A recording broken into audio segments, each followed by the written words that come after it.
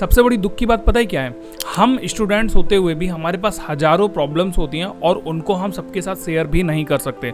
और अगर गलती से हम किसी के साथ शेयर करते हैं, जैसे कि फैमिली के साथ में या रिलेटिव्स के साथ में, फ्रेंड्स के साथ में, तो दोस्तों वो लोग हमारी प्रॉब्लम को समझते तो है ही नहीं, बल्कि उसका मजाक भी और ज्यादा बना देते हैं। खास करके घर वाले, उनको तो लगता ही नहीं है कि हमारा बच्चा कोई भी प्रॉब्लम फेस कर रहा होगा। उसको लगता है भाई मेरा बच्चा तो एक रोबोट है, उसको जितना मर्जी उतना पीयर प्रेशर देते जाओ, उसको जितना मर्जी काम देते जाओ, जितना मर्जी उसको टेंशन देते जाओ, वो सब कुछ हैंडल कर लेगा और उसके बाद में वो बहुत बढ़िया रिजल्ट ला करके दिखाएगा। जबकि सच्चाई दोस्तों हम ही को पता होती है कि हमें क्या क्या फेस करना पड़ता है। तो आज की इस वीडियो में दोस्तों मैं आपसे बात करने वाला हूँ कुछ ऐसी कॉमन प्रॉब्लम्स के बारे में जो लगभग हर एक स्टूडेंट अपनी लाइफ में फेस कर ही रहा होता है। और साथ ही में मैं दोस्तों इन प्रॉब्लम्स की सॉल्यूशन के बारे में भी बात करूंगा। तो हो सकता है वीडियो आपके लिए थोड़ा सा लंबा हो जाए, लेकिन इस वीडियो को अंत तक देखना, क्योंकि क्या पता आपको भी आपकी प्रॉब्लम से थोड़ा बहुत सॉल्यूशन मिल जाए। दोस्तों मैंने कुछ ऐसी 10 कॉमन प्रॉब्लम्स की लिस्ट बनाई है जिनके बारे में अभी हम लोग फटाफट से बात करते हैं, फिर उनके सॉल्यूशन पर भी बात करेंगे। सबसे पहली प्रॉब्लम जो हर स्टूडेंट फेस करता है दोस्तों, वो है उनके ऊपर बहुत ज्यादा प्रेशर होता है अपने एकेडमिक परफॉर्मेंस को लेकर के। उनके ऊपर एकेडमिक प्रेशर इतना ज्यादा होता है कि उनको गुड मार्क्स भी लेकर के आने, फिर अच्छा परफॉर्मेंस भी क्लास में बना करके रखना है, अच्छी पोजीशन लेकर के आनी है। प्रॉब्लम नंबर 2 आती है दोस्तों हमारे सामने टाइम को मैनेज करने की, क्योंकि हमारे सामने इतना सारा काम होता है। हम स्कूल में बेशक पढ़ रहे हैं, लेकिन हमें काम मिलता है एकदम प्रधानमंत्री जी के ऑफिस की तरह।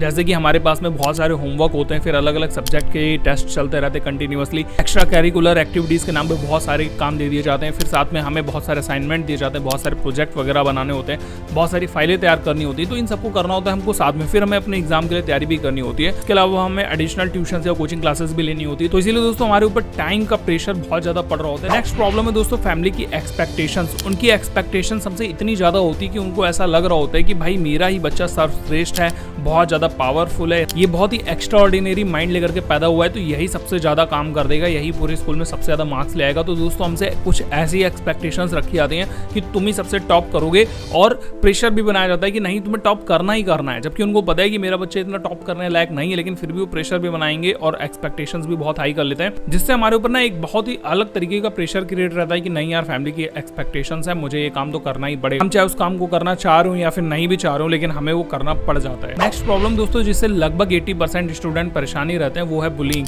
हर जगह पर उनको बुली किया जाता है, फिर वो चाहे उनके मार्क्स को लेकर के हो, या फिर उनके बॉडी टाइप को लेकर के हो, या फिर उनकी आवाज को, या फिर उनकी किसी एक्टिविटी को लेकर के हमेशा उनको बुली फेस करना पड़ता है। तो ऐसे में स्टूडेंटों के ऊपर एक अलग से प्रेशर क्रिएट हो जाता है यार, इतना सब कुछ होने के बावजूद एक बुली वाला इफेक्ट जो है वो उनकी लाइफ में एडिशनल वर्क करने लग जाता है, जिससे वो बहुत ज्यादा परेशान रहने लग जाता है। मुझे कमेंट बॉक्स में जरूर बताना अगर आपको कोई भी बुली करता हो किसी भी तरीके से। और सबसे बड़ी दिक्कत तो ये हो गई कि पहले तो लोग ऑफलाइन बुली करते थे, मतलब सामने से मिलिए तो बुली कर दी, लेकिन अब तो ऑनलाइन बुलिंग शुरू हो गई है। आपने कोई सोशल मीडिया पर पोस्ट कर दी, लोगों ने उस पर बुली कर दिया। आप कोई एक्टिविटी करते हुए पकड़े गए, लोग उस पर बुली करने लगे। बुलिंग ये दोस्तों एक ऐसी प्रॉब्लम है जो लगभग किसी भी स्टूडेंट की अच्छी खासी मेंटल हेल्थ को तोड़ करके रख देता है। इसी के साथ में नेक्स्ट प्रॉब्लम हो गई है दोस्तों सोशल मीडिया की एडिक्शन की। अब लगभग हर एक स्टूडेंट को सोशल मीडिया का एडिक्शन हो चुका है। लोग या तो फेमस बनना चाहते हैं, या तो फिर वो फेमस बंदे को फॉलो करते नजर आ रहे हैं, उसके लिए लड़ते झगड़ते नजर आ रहे हैं, उनको देखे बिना उनको चैन नहीं आ रहा है। खुद खाना खाए ना खाए, लेकिन उनको ये जरूर देखना है कि भाई हमारे फेवरेट क्रिएटर ने खाना खा लिया कि नहीं खा लिया।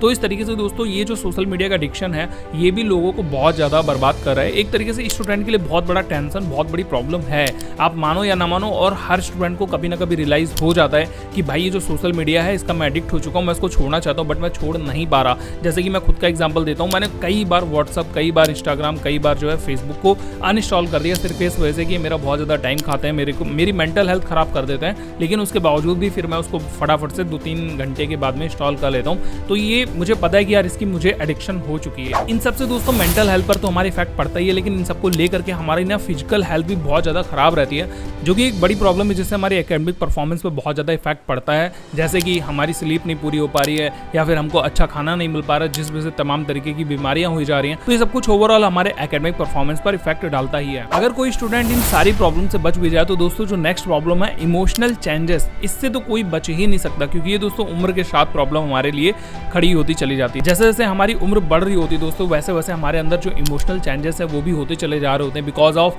हमारी बॉडी चेंज हो रही है, हमारे हार्मोन्स चेंज हो रहे होते हैं, हमारी थिंकिंग चेंज हो रही होती है, मूड स्विंग बहुत तेजी से होने लग जाता है, और हम अलग अलग तरीके के इमोशंस में चले जाते हैं। हमें अपनी फैमिली से चिड़न होने लग जाती है, हमें हमारे दोस्त लोग जो हैं वो बहुत ज़्यादा करीबी लगने लग जाते हैं। मैं एडोलेसेंस की बात कर रहा हूँ, या फिर कई केसेस में ऐसा होता है कि हम किसी से भी बात नहीं करना चाहते, हम अकेले रहना चाहते हैं। उस टाइम पर हमें पता नहीं क्यों अजीब सी घुटन हो रही होती है कि भाई कोई मेरी बात सुनता ही नहीं, कोई मुझे समझता ही नहीं है। जबकि दोस्तों हमें ये नहीं पता होता कि भाई सब समझने के लिए, सब सुनने के लिए तैयार है, बट हम ही किसी को समझा नहीं पा रहे। आपको कभी मूड स्विंग वाली प्रॉब्लम हुई है? मुझे कमेंट बॉक्स में जरूर बताना। इसके बाद दोस्तों आती है next problem, lack of motivation की, जो लगभग हर एक स्टूडेंट कभी ना कभी अपनी लाइफ में फेस जरूर करता है। और लैक ऑफ मोटिवेशन की वजह से उसकी जो परफॉर्मेंस है, जो उसकी एक्टिविटीज होती है, जो एकेडमिक एक्टिविटीज है, उसमें दोस्तों उसका बहुत ज्यादा डिप्रेशिएशन देखने को मिलता है। यानी कि वो बिल्कुल भी उसमें रुचि नहीं ले रहा होता, उसका मन ही नहीं लग रहा होता है। एक टाइम पर उसको लगने लग जाता है कि यार मैं क्यों ही कर रहा हूँ जो भी कर रहा हूँ। इस वजह से उसका काफी सारा टाइम बर्बाद हो जाता है, क्योंकि कुछ लोग तो 2-4 दिन में मोटिवेट होकर के दोबारा से काम पे लग जाते हैं,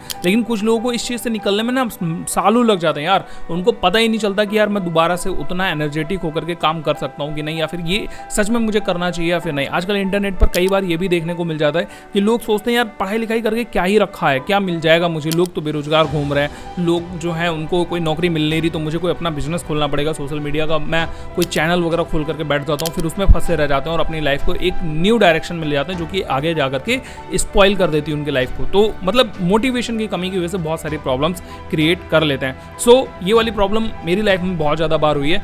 मुझे कमेंट करके बताना क्या आप भी कभी मोटिवेशन को, मतलब अब तक ही आपने अपनी लाइफ में फेस करा है इस चीज़ को या फिर नहीं। इसके बाद में आती है एक नेक्स्ट प्रॉब्लम, जो कि है पीयर प्रेशर। यानी कि आपके जो फ्रेंड्स हैं, आपका जो सर्कल, आपका जो ग्रुप है, वो आप पर एक तरीके का प्रेशर बनाता है। इस चीज़ को लेकर भी बहुत सारे स्टूडेंट प्रॉब्लम्स में रहते हैं। उनको नहीं भी प्रॉब्लम हो रही है तो अंदर से फील होने लगता है कि यार मैं क्यों ही ये सब कुछ कर रहा हूँ। और इसके बाद दोस्तों बात करते हैं लास्ट वाली प्रॉब्लम की, जो कि बहुत सारे लोगों को प्रॉब्लम लगेगी ही नहीं, और ये है रिलेशनशिप इश्यूज को लेकर के।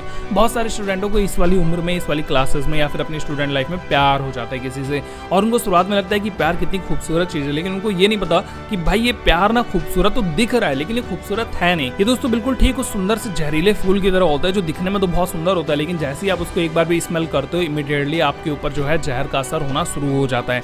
तो रिलेशनशिप इश्यूज, चाहे वो आपके पार्टनर को लेकर के हो या फिर आपके फ्रेंड्स को लेकर के हो, किसी भी टाइप के जो रिलेशनशिप इश्यूज है ना, ये आपकी लाइफ को डिस्ट्रॉय करते ही है, और इसका बहुत ज़्यादा इंपैक्ट पड़ता है आपकी स्टडीज़ पर। एक स्टूडेंट लाइफ में तो इसका कुछ ज़्यादा इंपैक्ट पड़ता है। और हम लोग क्या करते हैं, हम लोग अपनी स्टडी वगैरह को छोड़ करके पूरा का पूरा फोकस देते हैं अपने रिलेशनशिप को सुधारने में। हम बहुत ज़्यादा सैंटी हो जाते हैं, बहुत ज़्यादा दुखी हो जाते हैं अपने प्यार को लेकर के, अपने रिलेशनशिप को लेकर के। लोगों की फालतू की जद्दोजहद है, कैसी बताएं, वो अपने रिलेशनशिप को बचाने के लिए लगे। अरे भाई तुम्हारा रिलेशनशिप था ही नहीं, निब्बा निब्बी वाला प्यार है, 10-15 दिन वाला, इसमें क्यों पड़े हुए हो? 10-15 दिन या 1 महीने, 1 साल तक की तुमने कर भी लिया अगर कुछ भी, तो उसमें तुम्हें क्या ही मिल जाएगा? आगे चल करके तुम्हें अलग होना है, देन फिर तुम आगे चले जाओगे, और जिसके चक्कर में आज तुम परेशान हो रहे हो, कल को जाकर के तुम इसी को छोड़ने के लिए पीछे पड़ जाओगे कि भाई बस यार कैसे भी करके इस बला से मुझे बचा लो। लड़का लड़की दोनों के लिए बोल रहा हूँ मैं। तो रिलेशनशिप इश्यूज ना स्टूडेंट की लाइफ में फोकट का एक प्रॉब्लम है, जिसका कोई मतलब नहीं है, लेकिन फिर भी लोग पाल लेते हैं। अब दोस्तों हम लोग बात करते हैं कुछ सॉल्यूशंस पे।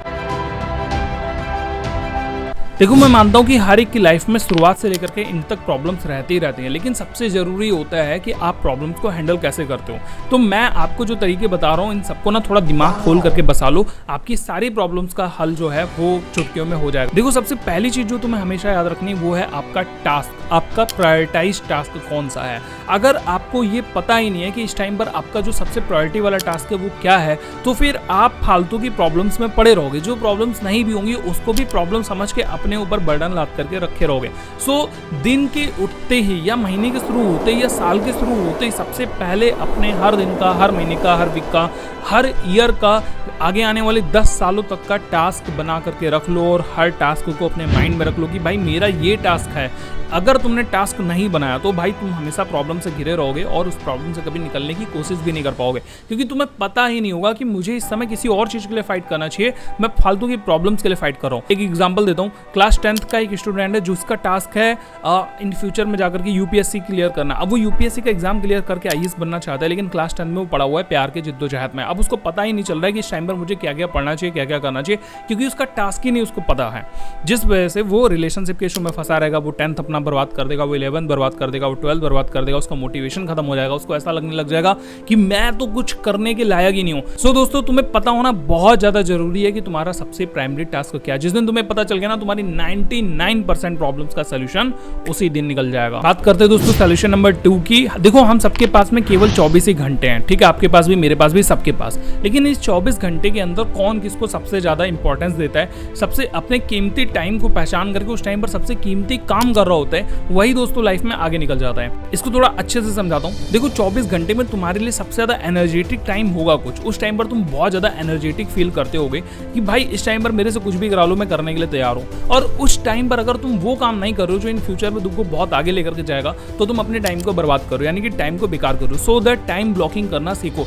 टाइम ब्लॉक उसके लिए करो जो तुम्हारा सबसे इंपॉर्टेंट काम है, और स्टूडेंट की लाइफ में सबसे इंपॉर्टेंट काम होता है उसकी स्टडी। सो कहने का मतलब ये है कि सुबह उठते ही अगर तुम बहुत ज्यादा एनर्जेटिक हो तो सबसे पहले पढ़ना शुरू करो। कुछ लोग दोपहर को एनर्जेटिक होते हैं तो दोपहर में पढ़ना शुरू करो, कुछ लोग रात में एनर्जेटिक होते हैं तो रात में पढ़ना शुरू करो। अपने डेली लाइफ को 2 टाइप में बांट दो, पहला वो जिसमें आप बहुत एनर्जेटिक हो, दूसरा वो जिसमें आप बहुत ज्यादा लेथार्जिक हो, यानी कि बहुत ज्यादा लेजी फील करते हो। तो सबसे ज्यादा एनर्जी वाले टाइम में सबसे इंपॉर्टेंट काम करना है, लेजी टाइम में आपको बाकी के सारे काम करना है, जैसे नहाना धोना, दोस्तों से बात करना, घूमने आना वगैरह वगैरह। नेक्स्ट सोल्यूशन दोस्तों डेडिकेटेड करते हैं आपकी हेल्थ को, आपकी चाहे मेंटल हेल्थ हो या फिजिकल हेल्थ हो। अगर आपको इसको ठीक रखना है, वो चाहे किसी भी रीजन से खराब हो, आपको अगर इसको ठीक रखना है और आप चाहे किसी भी एज में हो, आपको अपनी डेली लाइफ में 20 मिनट्स एक्सरसाइज के लिए दे देने, डेडिकेटेड कर देने। 20 मिनट मैंने इसलिए बोला क्योंकि ज्यादा टाइम अभी आपको करने की जरूरत नहीं है। जैसे जैसे आपको एक्सरसाइज की आदत लग जाए, आप इसका टाइम बढ़ा करके 40 मिनट तक ले जा सकते हो। डेली लाइफ में आपको 20 मिनट एक्सरसाइज करनी है। यकीन मानो एक्सरसाइज करने से आपकी मेंटल हेल्थ भी बहुत अच्छी रहती है और फिजिकल हेल्थ भी अच्छी तो हो ही जाती है। मेंटल हेल्थ कैसे अच्छी रहती है वो बताता हूँ। देखो एक्सरसाइज जब हम करते हैं तो हमारे माइंड में बहुत से हैप्पी हार्मोन्स रिलीज होते हैं जो कि हमको हैप्पी रखने में मदद करते हैं, और अगर हम हैप्पी हैं तो हमारी जो मेंटल हेल्थ है वो तो वैसे ही अच्छी रहेगी, और मेंटल हेल्थ अच्छी हुई तो फिर पूरा शरीर भी अच्छा हो जाता है।